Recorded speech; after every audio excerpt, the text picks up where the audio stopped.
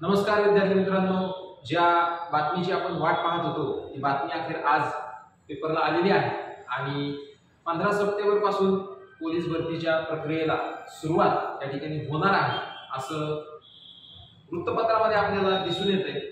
पण थोडासा कालावधी पाहता आणि थोडीशी वेळ पाहता या ठिकाणी पोलीस भरतीची प्रक्रिया ही ऑक्टोबर नोव्हेंबर यामध्ये सुरू होईल असं मला वाटते आणि त्या अनुषंगानेच आपण गेले 2 व्हिडिओ पाहिले होते। याच्यामध्ये पहिला व्हिडिओ पाहिला होता आपण की पोलीस भरती नेमकं कोण कोण करू शकतं आणि दुसरा व्हिडिओ पाहिला होता की पोलीस भरती बरोबर की केव्हा येणार आहे। तर आजच्या व्हिडिओमध्ये आपण पाहणार आहोत की पोलीस भरती द्यायची परंतु या पोलीस भरतीसाठी नेमकी कोणकोणती कागदपत्र किंवा डॉक्युमेंट्स आवश्यक आहेत।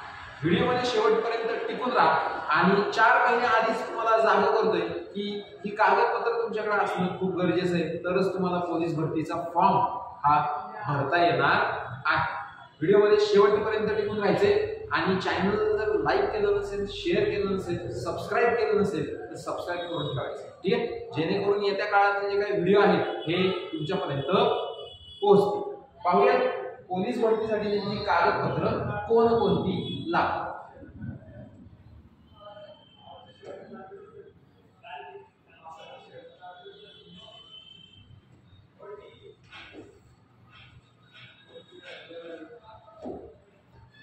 त्याच्यामध्ये पहा सर्वात महत्त्वाचं पहिलं ते म्हणजे 10वी आणि 12वी याचं तुमच्याकडं गुणपत्र, त्याचबरोबर बोर्ड सर्टिफिकेट, ह्या दोन्ही गोष्टी असणं खूप गरजेचं आहे कारण याच्याशिवाय तुम्हाला फॉर्म भरता येणार नाही। कारण ह्या सर्वांचे मार्क्स ते तुमच्या ऑनलाईन फॉर्म मध्ये मेन्शन करायचे असतात। दुसरं डॉक्युमेंट ते म्हणजे शाळा सोडल्याचा दाखला।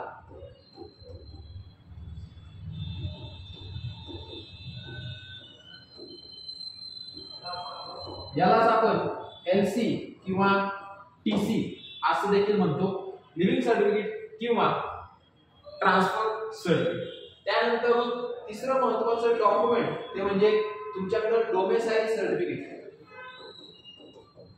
म्हणजेच आदिवास प्रमाणपत्र असणं गरजेचं आहे। आता या आदिवास प्रमाणपत्रामध्ये तुम्ही महाराष्ट्र राज्याचे रहिवासी आहात असं प्रमाणपत्र तुमच्याकडे असणं आवश्यक आहे, ठीक आहे।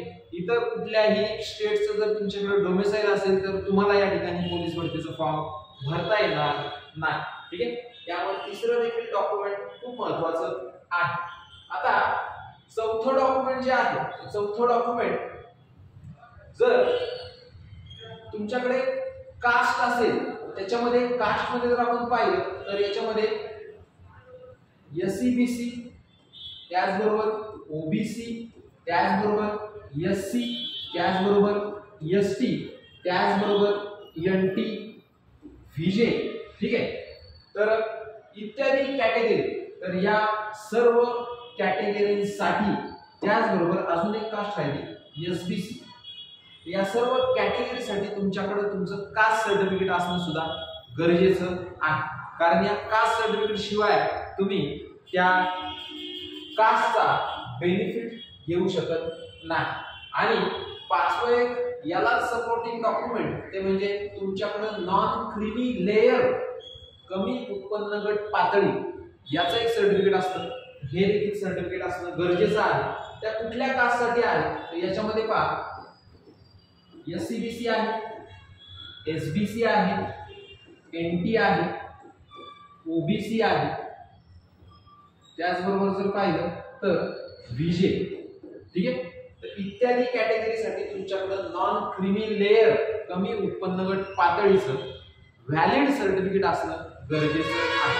त्या सर्टिफिकेट मध्ये सर्वात खालच्या लाईन मध्ये ती व्हॅलिड जी काय डेट आहे ती व्हॅलिड डेट त्या ठिकाणी मेन्शन केलेली असते, ठीक आहे। आणि जर तुम्ही यापूर्वी जर ही डॉक्युमेंट्स काढली असतील तर याच्यामध्ये पहा तुम्हाला फक्त रिन्यू करायचं डॉक्युमेंट आहे ते म्हणजे NCL।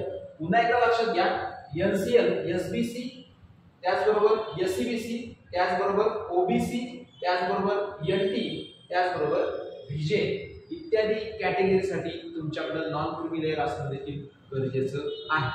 तर ही आहे प्राथमिक डॉक्युमेंट्स। त्याचबरोबर पुढे जर पाहिलं तर 6वं डॉक्युमेंट ते म्हणजे तुमचं नॅशनॅलिटी, राष्ट्रीयत्व। ठीक आहे, जसं तुम्ही महाराष्ट्र राज्याचे रहिवासी आहात तसंच त्याचबरोबर तुमची जी काही ओळख आहे ती भारतीय म्हणून आहे। तर आता झालंय कसं की डोमेसाइल सर्टिफिकेट आणि नॅशनॅलिटी सर्टिफिकेट हे वेगवेगळं मिळायला लागलेलं आहे। तर दोन्ही सर्टिफिकेट ही जवळ ठेवायची आहे विद्यार्थी मित्रांनो। ठीक आहे, चला 7वं डॉक्युमेंट जर तुमच्याकडे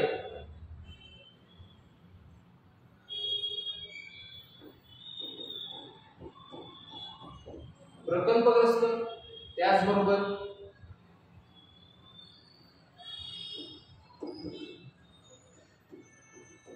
भूकंपग्रस्त, त्याचबरोबर होमगार्ड, त्याचबरोबर जर पाहिलं तर स्पोर्ट्स खेळाडू, ठीक आहे, त्याचबरोबर पोलीस चाइल्ड याबाबत जर तुमच्याकडे विशेष काही सर्टिफिकेट असेल तर ही देखील सर्टिफिकेट तुमच्याकडे असणं गरजेचं आहे आणि ही वेळोवेळी तुम्ही त्या संबंधित उच्च अधिकाऱ्याकडून व्हेरीफाय केलेली असावी। ठीक आहे, त्याचबरोबर 8वं डॉक्युमेंट जर तुम्हाला ड्रायव्हर साठी फॉर्म भरायचा असेल तर तुमच्याकडे लायसन्स असणं गरजेचं आहे। ड्रायव्हिंग लायसन्स असणं देखील गरजेचं आहे 4 व्हीलरचं। ठीक आहे, त्याचबरोबर पुढे जर पाहिलं तर 9वं डॉक्युमेंट ते म्हणजे तुमचं पॅन आणि आधार कार्ड। ठीक आहे, ही आहे विद्यार्थी मित्रांनो पोलीस भरतीची प्राथमिक कागदपत्र। ही तुमच्याकडे असणं बंधनकारक आहे, तरच तुम्हाला येत्या काळामध्ये पोलीस भरतीचा फॉर्म भरता येणार आहे। विद्यार्थी मित्रांनो लक्षात घ्या, डॉक्युमेंट असल्याशिवाय तुम्हाला पोलीस भरतीचा फॉर्म भरता येत नाही।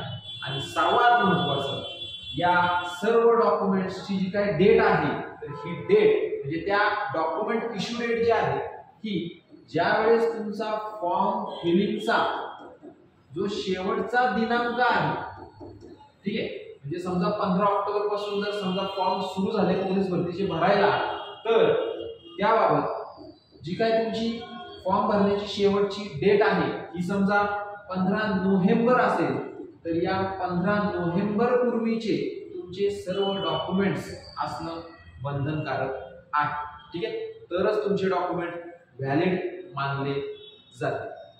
व्हिडिओ कसा वाटला विद्यार्थी मित्रांनो नक्की लाईक शेअर कमेंट्सच्या माध्यमातून कळवा। आणि जर कोणी पोलीस भरतीसाठी ऑफलाईन बॅच लावण्यासाठी इच्छुक असेल तर भोसरी, दिघी, आळंदी, सरोली, मोशी, विश्रांतवाडी, त्याचबरोबर पिंपरी चिंचवड, कासारवाडी, त्याचबरोबर इंद्रायणीनगर, चिखली या सर्व भागातून तुम्ही आपल्या भोसरीमध्ये लोकराज्य अकॅडमीला भेट द्यायला विसरू नका। माझा संपर्क क्रमांक आहे 7570798325। या संपर्क क्रमांकावरती शक्यतो व्हॉट्सअप करा तुमचा काही प्रॉब्लेम असेल। आणि जर कोणी बॅच लावण्यासाठी इच्छुक असाल तर आपल्या अकॅडमीला नक्की व्हिजिट करा। आपली अकॅडमी आहे टिंगरे पेट्रोल पंपच्या समोर, आळंदी रोड, भोसरी, पुणे। धन्यवाद।